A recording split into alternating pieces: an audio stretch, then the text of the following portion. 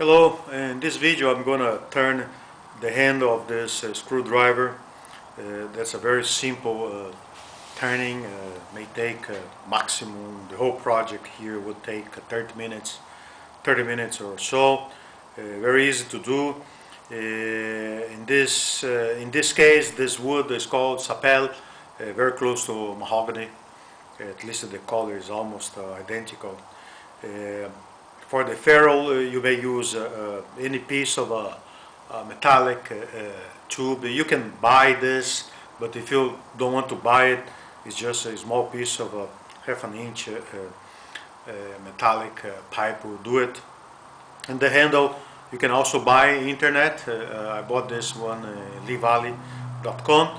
But if you don't want to buy this, you may buy instead the low cost screwdrivers, the ones that come with the plastic handle. So you remove the handle and then introduce this to this one that you can do it yourself.